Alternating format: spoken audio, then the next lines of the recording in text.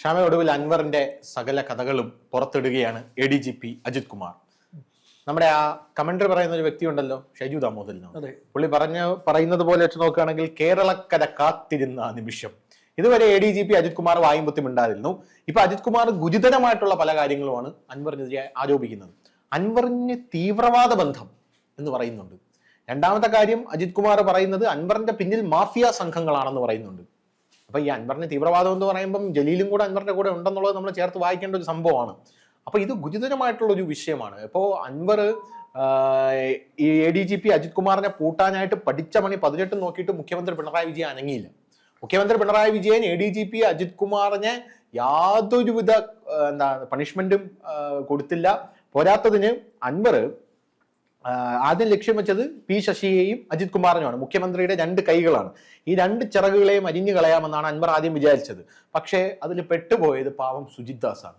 സുജിത് ദാസ് അങ്ങോട്ട് പോയി കയറി കൊടുക്കുകയായിരുന്നു, നമുക്കറിയാലോ. അങ്ങോട്ട് വിളിച്ചിട്ട് ആ കോൾ റെക്കോർഡ് കേട്ടപ്പോഴേ എനിക്ക് മനസ്സിലായി. കാരണം സുജിത് ദാസ് അങ്ങോട്ട് വിളിച്ചിട്ട് അൻവറുമായിട്ട് ഒരു സൗഹൃദ സംഭാഷണം നടത്തുകയാണ്.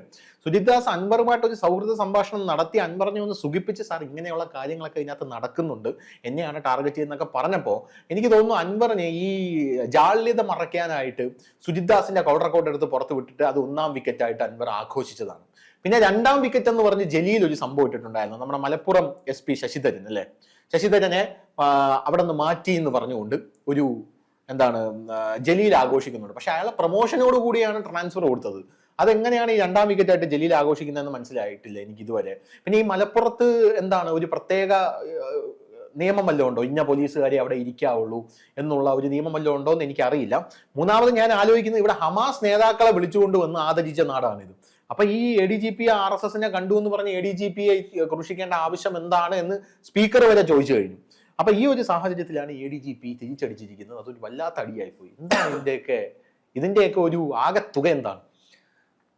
ഇത് ADGP MR അജിത് കുമാർ ഇന്നലെ രാവിലെ 10:30 മുതൽ ഉച്ചയ്ക്ക് 2:30 വരെ തിരുവനന്തപുരത്തെ PHQ പോലീസ് ഹെഡ്ക്വാർട്ടേഴ്സ് അവിടെ എത്തി നൽകിയിരിക്കുന്ന മൊഴിയാണ് PV അൻവർ എന്ന MLAക്ക്, നിലമ്പൂർ MLAക്ക് തീവ്രവാദ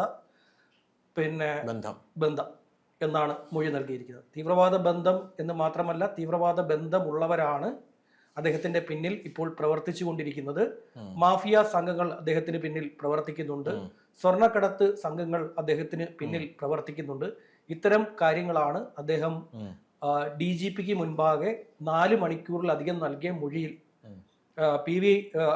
MR അജിത് കുമാർ ADGP നൽകിയിരിക്കുന്നത്. ഇതുമായി ബന്ധപ്പെട്ട ഇന്റലിജൻസ് റിപ്പോർട്ടുകൾ നേരത്തെ തന്നെ കിട്ടിയിട്ടുണ്ട് എന്നൊരു മൊഴി കൂടി ADGP DGPക്ക് മുന്നിൽ നൽകിയിരിക്കുന്നു. അല്ല, അൻവർ വിടുവായത്വം പറയുമെങ്കിൽ ADGP വിടുവായത്വം പറയുമെന്ന് ഞാൻ വിചാരിക്കുന്നു. ഇത് സ്റ്റേറ്റ്മെന്റ് ആണ്. ADGPയുടെ സ്റ്റേറ്റ്മെന്റ് ആണ്. MR അജിത് കുമാറിന്റെ ADGP അങ്ങനെ പറയണമെങ്കിൽ അതിന്റെ കൃത്യമായിട്ടുള്ള തെളിവുകൾ അദ്ദേഹത്തിന്റെ കയ്യിൽ ഉണ്ടായിരിക്കണമല്ലോ. ഇല്ലാതെ പോയി പറയാൻ പറ്റില്ല.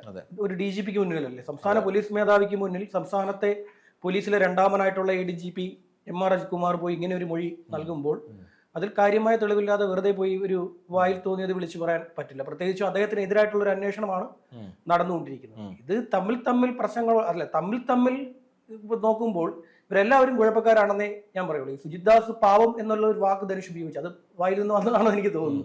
പാവം അല്ല, ഞാൻ പറഞ്ഞത് അൻവറിന്റെ മുമ്പിൽ ഒരു പാവമാണ് ഞാനെന്ന് ഒരു SP വിളിച്ചിട്ട് ഒരു MLA വിളിച്ച് സ്വാധീനിക്കാൻ ശ്രമിക്കുന്നത് അയാളുടെ കള്ളത്തരമുള്ളത് കൊണ്ടാണ്. കള്ളത്തരമുള്ളവർ മാത്രമേ ഇങ്ങനെയുള്ള അംഗത്തിൽ ഇറങ്ങുകയുള്ളൂ. നേരമായിട്ട് ഒരു ടൈപ്പിലാവാനാണ് പുള്ളി ശ്രമിച്ചത്. അതെ, ടൈപ്പിനാകാൻ വേണ്ടി ശ്രമിക്കുമ്പോൾ അയാളുടെ കയ്യിൽ കള്ളത്തരം ഉണ്ടെന്ന് അപ്പോൾ തന്നെ വ്യക്തത വന്നല്ലോ, അയാളുടെ കയ്യിൽ കള്ളത്തരം ഉണ്ട് എന്നുള്ളത്. ഇന്നലെ ഏതായാലും PHQ പോലീസ് ഹെഡ്ക്വാർട്ടേഴ്സ് വഹിച്ചത് ചരിത്രത്തിലെ ആദ്യത്തെ സംഭവമാണ്. ഒരു അഴിമതി കേസിൽ 14 ആരോപണങ്ങളാണ് ADGPക്കെതിരെ അൻവർ ഉന്നയിച്ചിരിക്കുന്നത്. ഈ 14 ആരോപണങ്ങളുമായി ബന്ധപ്പെട്ടാണ് ADGPയെ DGP മൊഴി രേഖപ്പെടുത്തി. ADGPയുടെ അസാധാരണമായ സാഹചര്യം, മുൻപ് ഇതുവരെ ഇല്ലാത്ത ഒരു സാഹചര്യം. ഒരു അഴിമതി കേസിൽ, ഒരു കൊലപാതകം അടക്കമുള്ള, സ്വർണം പൊട്ടിക്കൽ അടക്കമുള്ള ആരോപണ വിഷയത്തിലാണ് അനധികൃത സ്വത്ത് സമ്പാദനം അടക്കമുള്ള കാര്യങ്ങളിലാണ് DGP അദ്ദേഹത്തിന്റെ മൊഴി രേഖപ്പെടുത്തിയത്. ആദ്യം IG സ്പർജൻ കുമാറിനാണ് DGP നിർദ്ദേശം നൽകിയത് അദ്ദേഹത്തിന്റെ മൊഴി എടുക്കാൻ.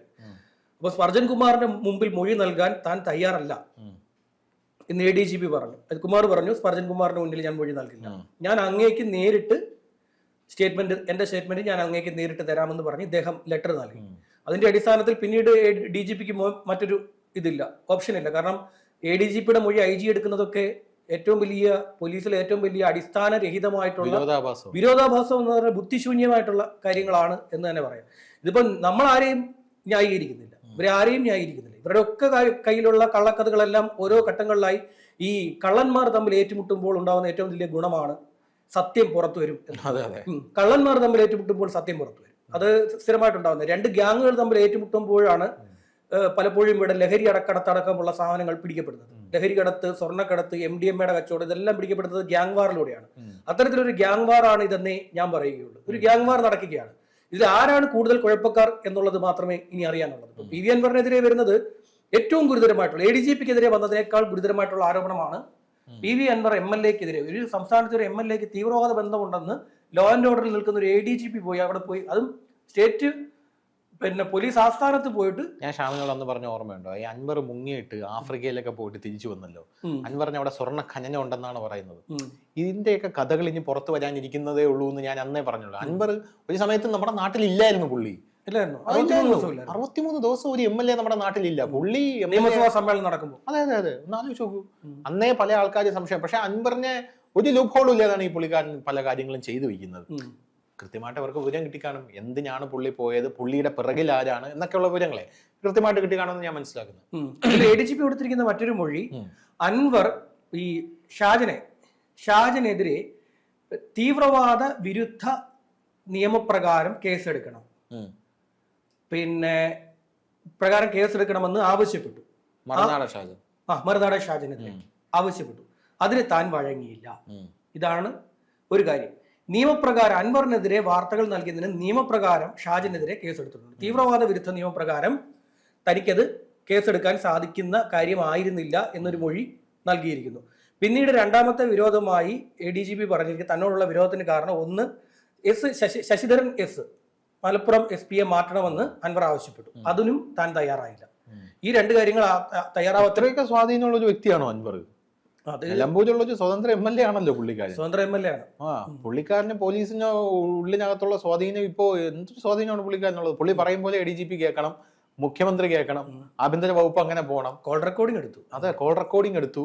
എന്നിട്ട് ആ കോൾ റെക്കോർഡിംഗ് എടുത്തിട്ട് പുള്ളി ആക്രോശിക്കുകയാണ്. ഇത് ഞാൻ എവിടെ നിന്നാണ് ചോർത്തിയതെന്ന് നിങ്ങളോട് പറഞ്ഞു കഴിഞ്ഞാൽ എനിക്ക് ഇനിയും ചോർത്തണ്ടേന്ന്. എന്താണ് നടക്കുന്നത്?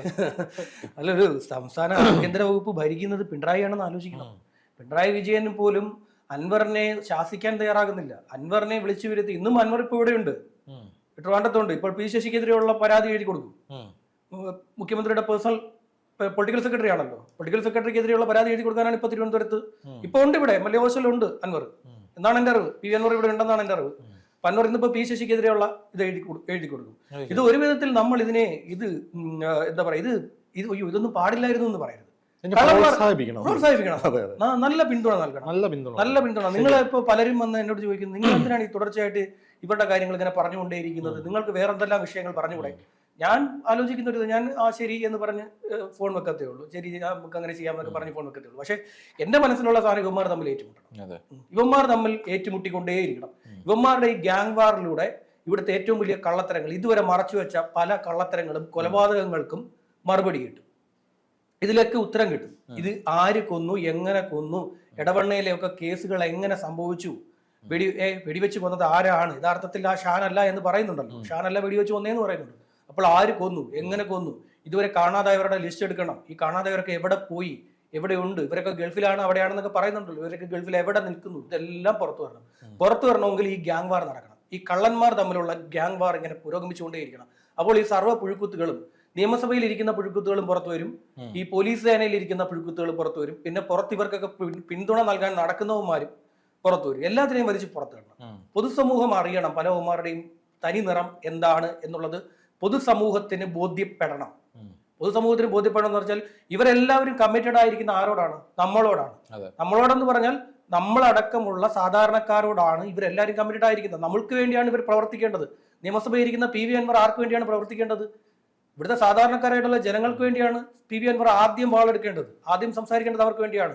ADGP ലോ ആൻഡ് ഓർഡറിൽ ഇരിക്കുന്ന എന്തിനാണ്? ക്രമസമാധാനം, ഇവിടുത്തെ സാധാരണക്കാരൻ ഇവിടെ ജീവിക്കണം, അതിനുവേണ്ടിയാണ്. അല്ല സ്വർണം പൊട്ടിക്കാനും സ്വന്തമായിട്ട് കവടിയാറിൽ വസ്തു മേടിച്ച് കോടികളുടെ വസ്തു മേടിച്ച് താൻ ലോൺ എടുത്തതാണെന്ന് പറഞ്ഞിട്ട് കൊട്ടാരം പണിയാനും അല്ലല്ലോ. ADGP പറയുന്നത് ഞാൻ ലോൺ എടുത്തതാണെന്ന്. ലോൺ എടുക്കാതെ ആരും വീട് വെക്കത്തില്ല. ഈ അദ്ദേഹം ലോ ആൻഡ് ഓർഡർ ഇരിക്കുന്ന ADGP ആണ്, അദ്ദേഹത്തിന് ബുദ്ധിയുണ്ട്. അല്ലാതെ ലോൺ എടുത്തു കഴിഞ്ഞാൽ വിജിലൻസിന് അദ്ദേഹത്തിന് മറുപടി നൽകേണ്ടി വരും. ഇപ്പോൾ വിജിലൻസിലേക്ക് കേസ് പോകാൻ പോകും. വിജിലൻസിലേക്ക് ഈ കേസ് പോകും. വിജിലൻസിൽ കേസ് പോകുമ്പോൾ അവിടെ ഉണ്ടാകുന്ന ഒരു ഗുണമെന്ന് പറയുന്ന അവിടെ ഇരിക്കുന്ന ADGPക്ക് DGP ആകാൻ കൊതിച്ചിരിക്കുന്ന ആളാണ്. അപ്പോൾ അദ്ദേഹം ADGP ആകാൻ കൊതിച്ചിരിക്കുമ്പോഴാണ് അദ്ദേഹത്തിന്റെ തൊട്ട് പിന്നിലിരിക്കുന്ന അദ്ദേഹമാണ് MR അജിത് കുമാർ. അപ്പൊ MR അജിത് കുമാറും MRനെതിരെ കേസ് വരണമെന്ന് വിജിലൻസ് ഇരിക്കുന്ന ADGPക്ക് വലിയ താല്പര്യമുണ്ട്. കേസ് വന്നു കഴിഞ്ഞാൽ എന്ത് ചെയ്യും? DGP സ്ഥാനത്തേക്ക് MR അജിത് കുമാർ IPSകാർ തമ്മിലുള്ള ഏറ്റുമുട്ടൽ ഏകദേശമൊക്കെ ഒരു തീരുമാനമാകും. ഏതായാലും ഈ പറയുന്ന പോലെ പുഴുക്കുത്തുകളെല്ലാം തമ്മിലടിക്കട്ടെ. തമ്മിലടിച്ച് ഈ പിന്നെ ജനങ്ങളെ അറിയട്ടെ എന്തൊക്കെയാണ് ഇതിനകത്ത് നടക്കുന്നത്. ഒരു ഡയലക്റ്റിക്കൽ മെറ്റീരിയലിസം, വൈരുദ്ധാത്മിക ഭൗതികവാദം ഉണ്ടായിക്കൊണ്ടേയിരിക്കണം. അതാണ് നടക്കേണ്ടത്. ഏതായാലും അൻവറിനെതിരെ ഇപ്പോൾ ADGP വന്ന് വെറുതെ ചെന്ന് നിന്ന് DGPയുടെ മുന്നിൽ അൻവറിന് തീവ്രവാദ ബന്ധം ഉണ്ടെന്ന് പറയില്ല. അതിന് ഇന്റലിജൻസിന്റെ റിപ്പോർട്ട് കൃത്യമായി അദ്ദേഹം അറിയണം. അദ്ദേഹം അറിയാതെ ഈ കാര്യം നടക്കില്ല. ലോ ആൻഡ് ഓർഡർ ഇരിക്കുന്ന ADGPക്ക് ഇന്റലിജൻസിന്റെ റിപ്പോർട്ട് അറിയാൻ പറ്റും. ഇന്റലിജൻസ് ADGPക്ക് ലഭിക്കുന്ന റിപ്പോർട്ട് ലോ ആൻഡ് ഓർഡർ ADGPക്ക് കൈമാറാറുണ്ട്. അതുകൊണ്ട് ഇന്റലിജൻസിന്റെ റിപ്പോർട്ട് അടക്കം വെച്ചുകൊണ്ടായിരിക്കാം ഒരുപക്ഷെ ഈ പറഞ്ഞിരിക്കുന്നത്. ഓക്കെ.